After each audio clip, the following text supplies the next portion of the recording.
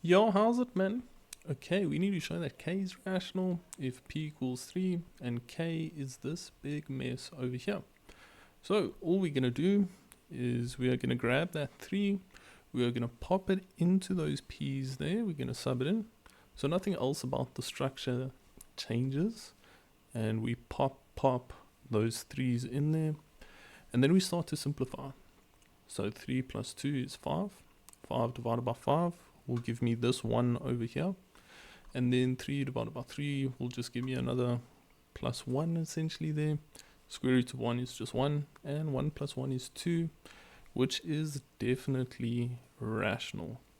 So having a look at our number system quickly, we can see that 2 is inside the natural numbers, the whole numbers, the integers, as well as the rational bubble, just to reaffirm that it does fall within the rational scope.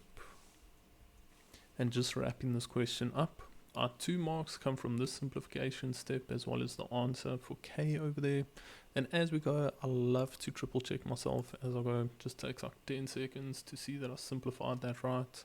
And now we can move on to the next question. Carrying on with the number system, we need to determine the values of p which will make this real. Now I'm going to walk you through the logic behind this. We've got to model our answer according to 2 things. To get something that's real, I need to square root a positive number.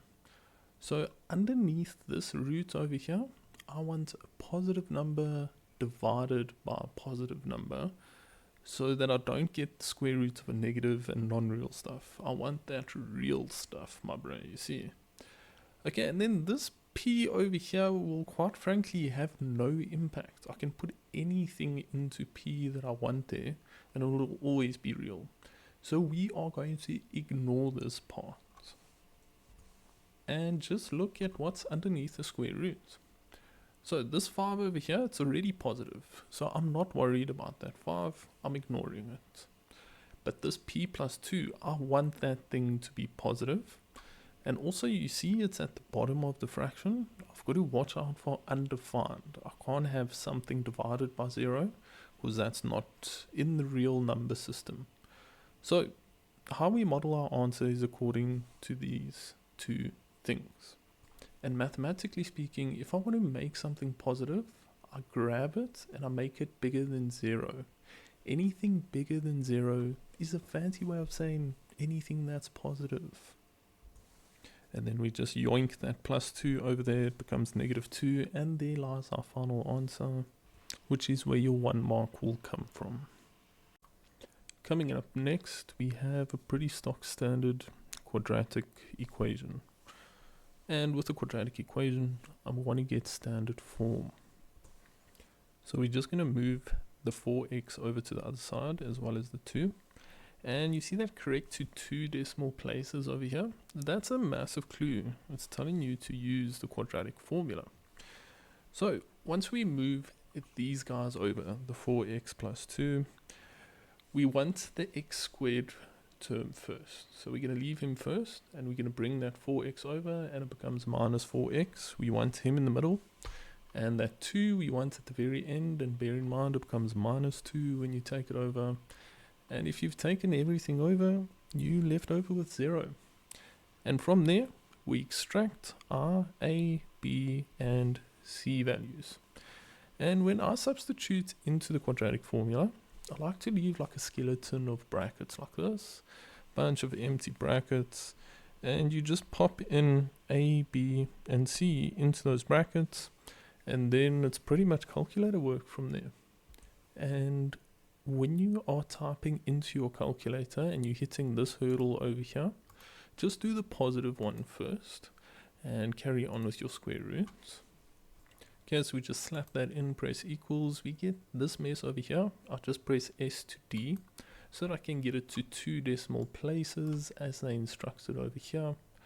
So let's get that one written up. X equals 1,72. Now on your calculator, just press right, keep going right, and then change this plus to the minus over here, and that will give you your second answer. Slap that equals, and there's our second answer, minus 0,39. That's 7. We'll round this 8 up. And now we've successfully finished the question, having a look where your 2 marks come from. You get 1 mark for your substitution in this step and 1 mark for the correct answers. This question will be testing quadratic inequalities.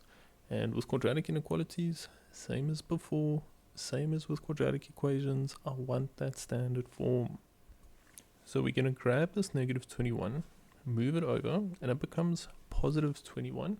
And just make sure you maintain the right order, x squared first, the x in the middle, and the one with no x at the end, so we can start the process of factorization.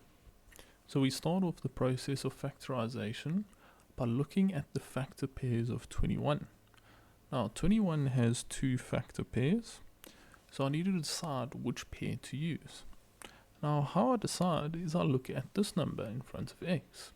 I've got to add or subtract these 2 numbers to get that number in front of x over there. So I don't think 1 and 21 can do that, so we're going to use 7 and 3. And then I need to think to myself, how do I add or subtract 7 and 3 to get 10? Well, that's not too bad. You just say plus 7 plus 3. And with that plus 7 plus 3, we can formulate 2 brackets. Inside the first bracket, you'll just have an x plus 7. You see the plus 7 over there. And inside the second bracket, you'll have an x plus 3 taken from this plus 3 over here. And the inequality in the 0 will remain unchanged. Next up, we have to get our CVs. So our CVs are normally just the opposite sign of what's in the bracket, but the precise way you're supposed to get them is you look at factor 1 and factor 2 in your quadratic equation here, and you make each one equal 0 separately, and you separate them with the word or, and then you grab the 7 and you grab the 3, take them over, and basically solve for x. After getting our CVs, we're going to have to draw either a number line or a sketch of a parabola. I like to sketch a parabola because it creates deeper understanding. So I'm going to do quite a detailed Cartesian plane for the purposes of explaining this question to you. We can see here with the x squared, the number in front is positive. It's a sneaky little 1. So it's just going to be a stock standard happy face parabola. And I'm going to put my lower CV on the left. So I'll put negative 7 on the left and negative 3 on the right. And then to go a little step further and analyze this parabola. This parabola has 3 separate regions to it. So this green region over here is where it has positive y values. And this green region over here is also where it has positive y values. And then this little region in between negative 7 and negative 3, that gives me negative y values. And to properly assess which one we need to answer with, we look at this crocodile mouth over here. And that's saying I want the parabola to be bigger than 0. I want positive y values. And we are finally ready to state our answers. So from negative 7 to the left, how we state that mathematically is when x is smaller than negative 7. Then we're going to hit the word or, and we're going to state the other region. It's from negative 3 to the right. So it's when x is bigger than negative 3. And there is another way you can represent this answer, and it's called interval notation. And with interval notation, you start off with x is an element of, and then we always use round brackets for infinities. We're kind of saying it starts at negative infinity and it stops at negative 7 with this notation. And then we use the word or, and we open up a new bracket, and that one's going to go from negative 3 all the way on to infinity. It will go on forever. And wrapping this question up, your 4 marks will get delegated to the standard form, factorization, CVs, as well as your final answer. Next up for 5 marks is a surd equation. And surds are things like square roots and cube roots.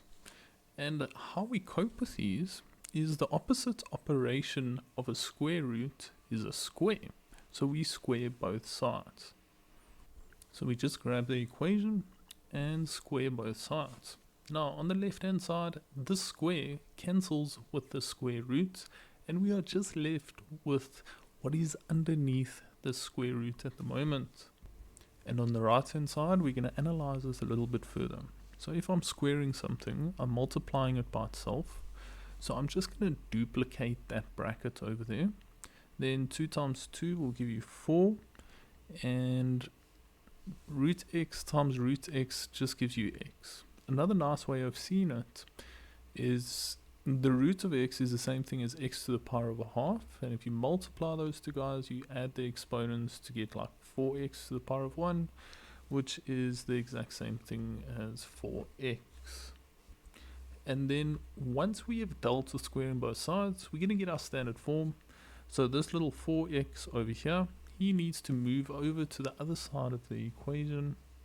And just remember when you do that to change sign. So over here it's 4x, when I move it over it's minus 4x. Now I've officially got standard form. Now we start the process of factorization.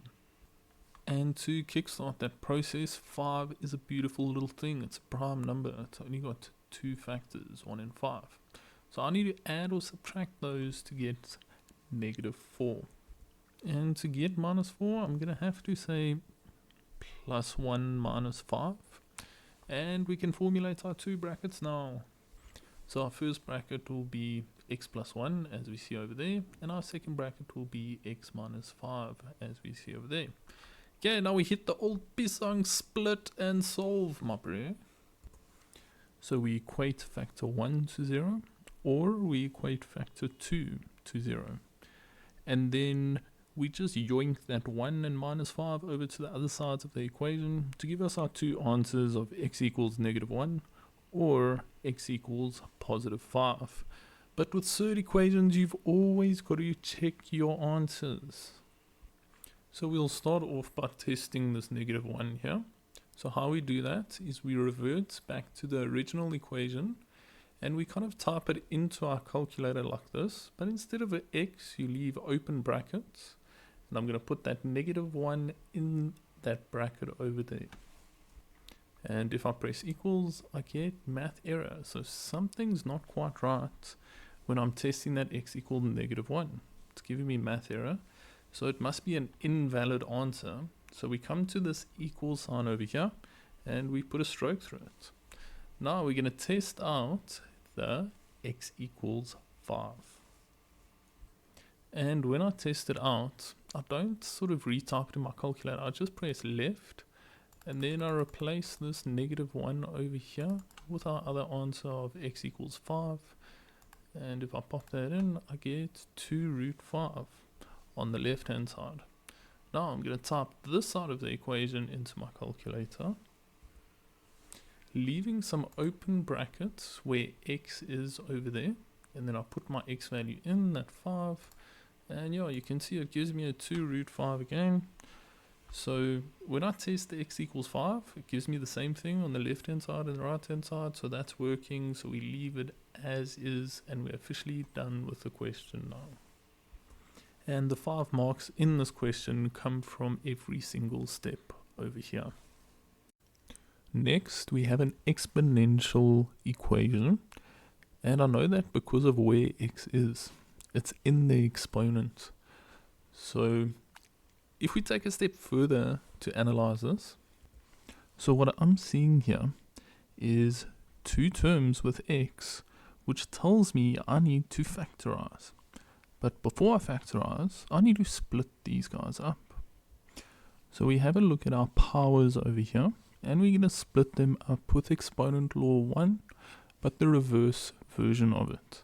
So I'm going to split it up into 2 separate bases, and the first one will have this power, and the second one will have that power. So if I split this up, it's just going to be 3 to the power of x times 3 to the power of 1. That plus will stay there, and I'm going to split him up at the same time. So it's just going to be plus 3 to the power of x times 3 to the power of negative 1. And the rest of the equation remains the same. Now that that's out the way, that opens up the door to factorize. So now if I analyze the left-hand side, I can see a common factor amongst those 2 terms, which is 3 to the power of x. So I'm going to take it out to the front, open up a bracket. And if I analyze this term here, I took this one out, so this is the only one left over. And I'm going to do the same thing for this term. I took this out, so I've just got plus 3 to the negative 1 left over there. And then the equals 10 over 9 does not change at all.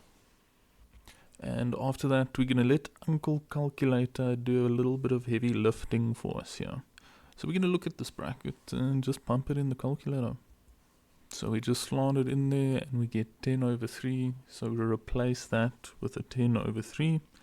Nothing else will change about the equation. And now the mission is to get this power on its own. So I want to get rid of this 10 over 3 by dividing both sides of the equation by 10 over 3 so that they can cancel on the left hand side over there.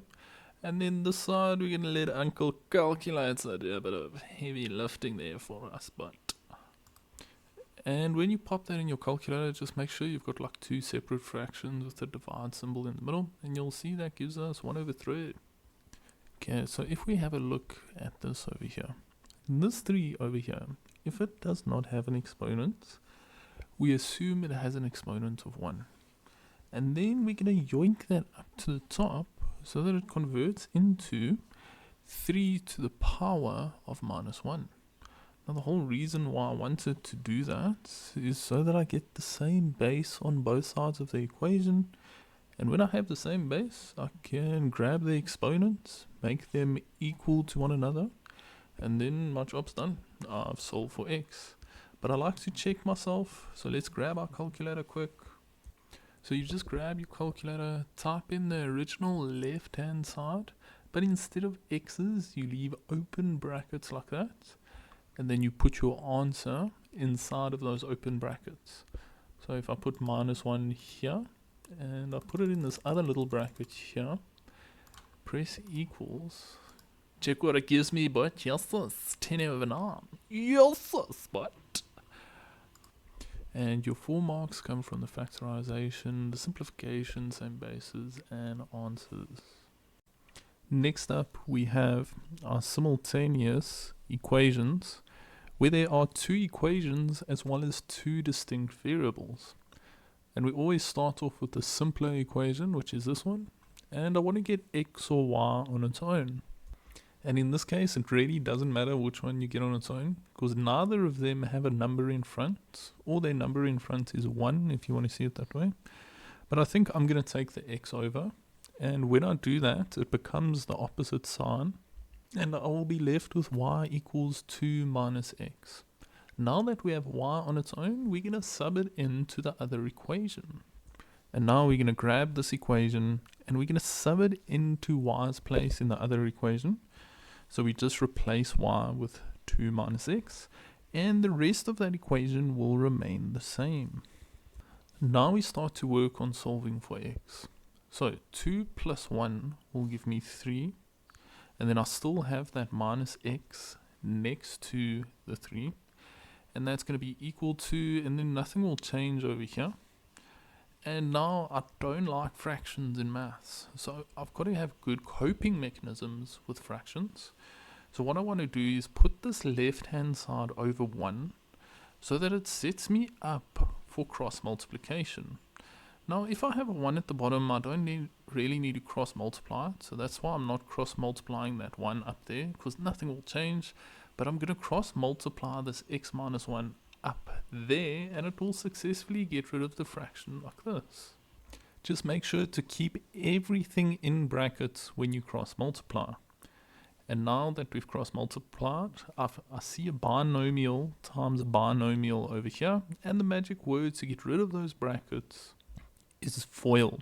So we're going to FOIL these brackets out, and if we go ahead and do that quickly, the first terms will give us 3x, the outer terms will give us minus 3, inner terms minus x squared, and the last 2 terms will give us plus x. And the equals 3, negative 3, nothing will change to that.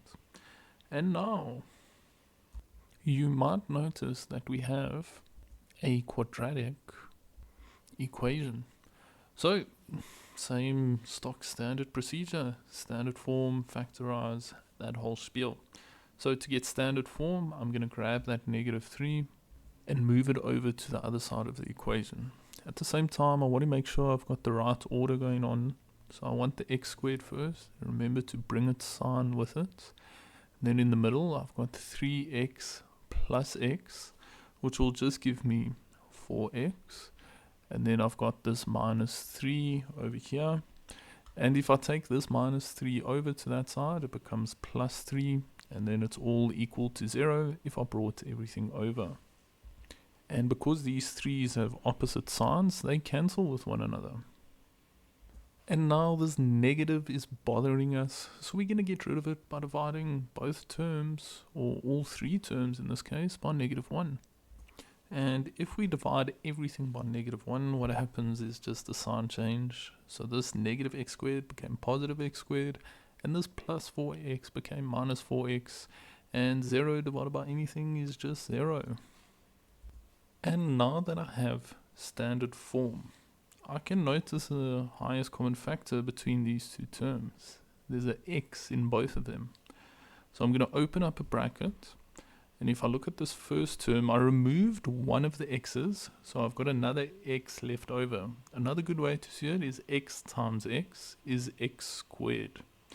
And then from the second term, I removed this x over here, so there's only a -4 left over once I remove the x. And then that's still equal to 0.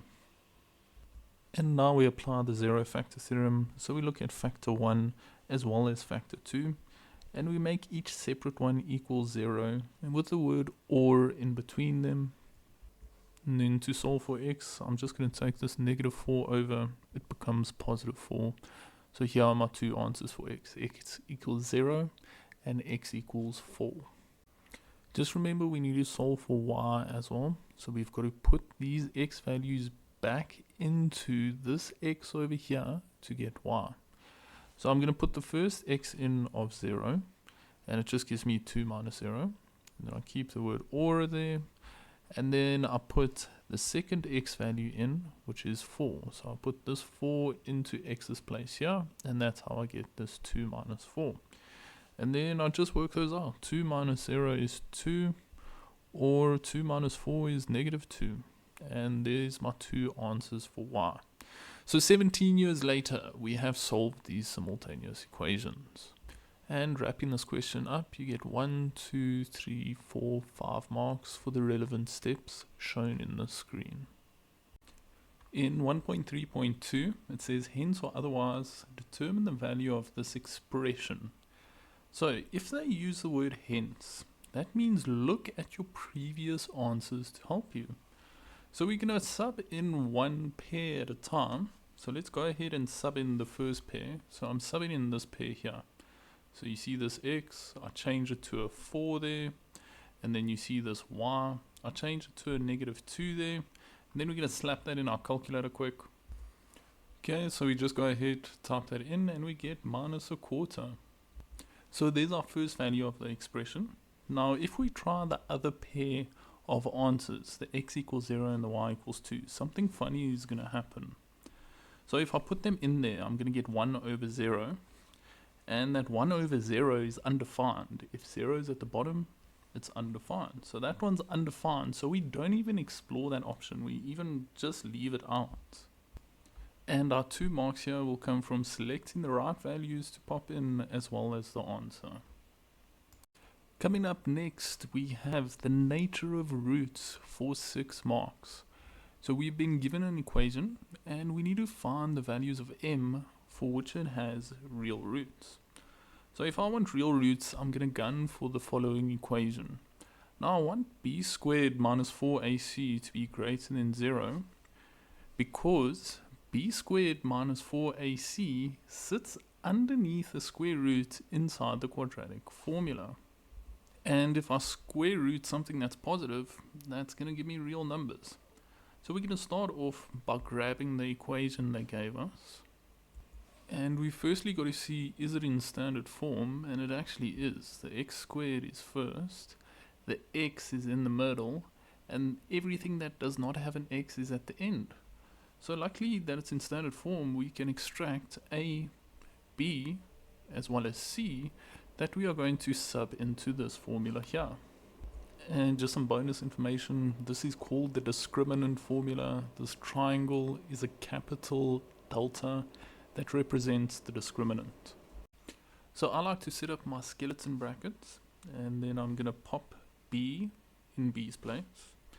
I'm going to put a in a's place, and I'm going to put c in c's place. Now I'm going to go on a long mission to simplify this. And yo, to simplify this, good lord, Shaquanda. Okay, so I can see two things we need to do. We need to distribute this minus n over there, and this minus 4, I'll multiply it by that 2m just to start simplifying over there. So over here, minus times m will give us minus m, minus 1 times minus 2 gives us that plus 2, and minus 4 times 2m gives me this minus 8m over here, and everything else remains the same. And just a small thing, these square brackets can turn into circular brackets now, because there's no other brackets inside of them. And now to simplify further, that square over there is telling me to write the bracket twice. And this minus 8m, I can distribute that inside the brackets over there. Okay, so let's get that bracket there twice, and then minus 8m times m is minus 8m squared, and minus 8m times 1 is minus 8m, and the greater than or equal to 0 stays the same. Okay, now what's the magic word to get rid of these two brackets? It's FOIL, my brother. We're going to FOIL these brackets out, but...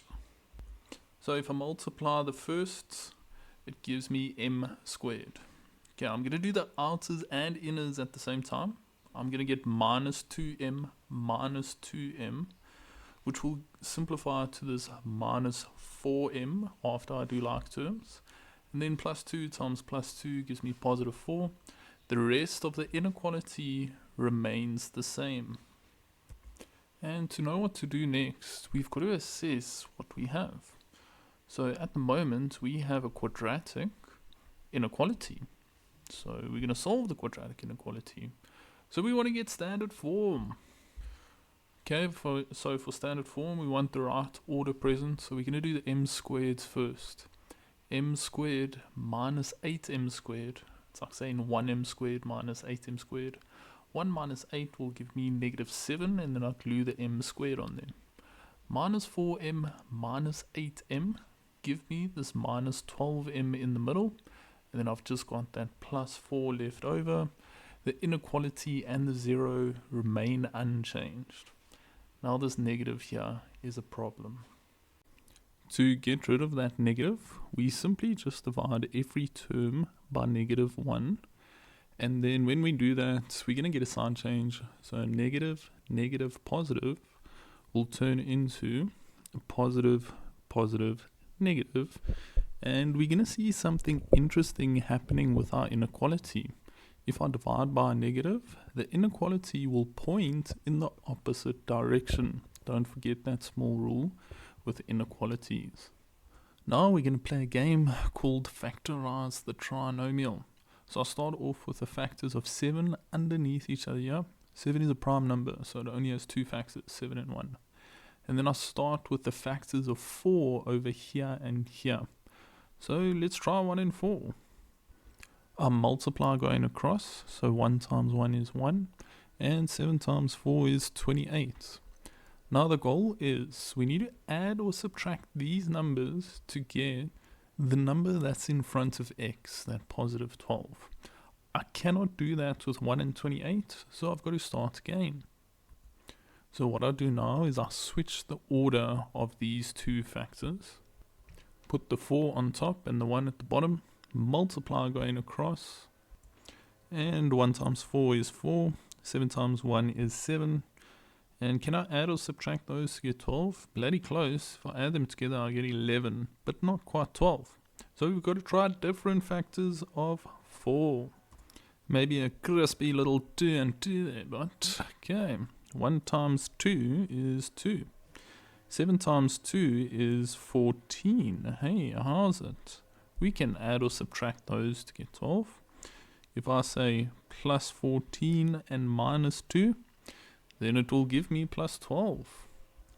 And last thing left to do is to bring this sign over and to bring this sign over, and then we just slap a little m over here, and we also put a little m over here, and now we can get our two brackets. The first bracket will be 7m minus 2, and our second bracket will be m plus 2.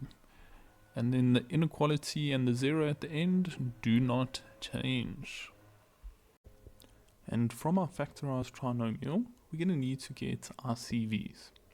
So to get our CVs, we grab factor 1 and factor 2, and we make each factor equal 0 separately with a word or in between them.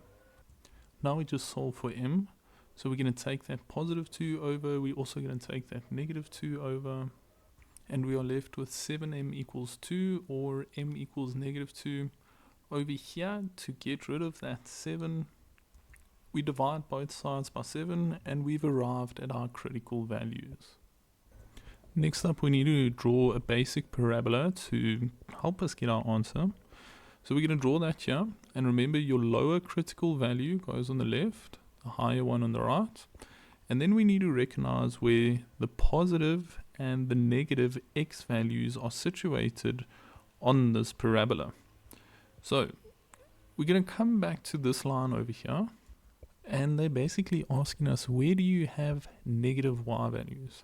So I have negative y values starting from here and ending over there. And how I represent that is like this. When m is smaller than 2 over 7, but at the same time bigger than negative 2. And another notation is acceptable. You can say that m is an element that starts in negative 2 and ends at 2 over 7, and then I have to use the square brackets because I've got the inclusive inequality. And wrapping up this question, let's have a look where the 6 million marks are allocated here.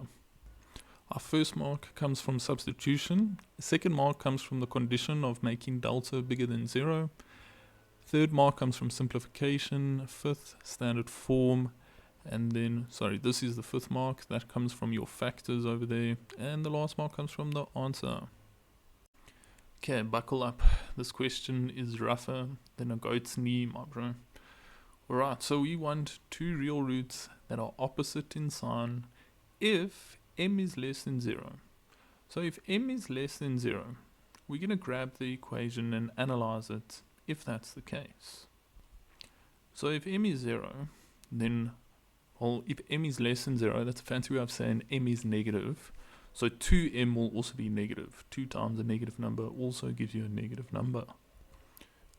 And if this number in front of x squared is negative, it's going to adopt a sad face. So we know one thing for sure, we're going to get a sad face parabola. And now we can have two cases with the sad face parabola. We can get the case where we have a positive y-intercept, and in that way, if I model it that way, this root will be negative and this root will be positive. Or I can get the case where the y-intercept is negative and then I get a positive root and another positive root. So these roots have the same sign. They're both positives. These roots have opposite signs. This one is a negative root and this one is a positive root. They ask for the ones or the roots that are opposite in sign. So it's going to have to be this one over here. So long story short, we want a positive y-intercept. Now the y-intercept is located here where there are no x's. So it's going to be the m plus 1 for us. And we want to make that guy positive. And how we make something positive is we simply just grab it and make it bigger than 0. Anything bigger than 0 is positive. Now, we are going to grab this negative 1, the positive 1, and send it over. And it will just turn into a negative 1. Now we are not quite done. Remember earlier they said m is smaller than 0. So we've got to combine this and this into one inequality. So let me show you how we do that. So m needs to be smaller than 0. Kind of what I do is kind of ignore this side and just look at that side. You can see it reads the same thing. But now you see here the crocodile is eating m, so it's also got to eat m here. So if I get rid of this one, you can see it's kind of the same thing but backwards. The crocodile's still eating the same person. So now we've successfully combined them into one inequality, and that's our final answer. And wrapping this question up, your 2 marks come from the condition for C as well as your final answer.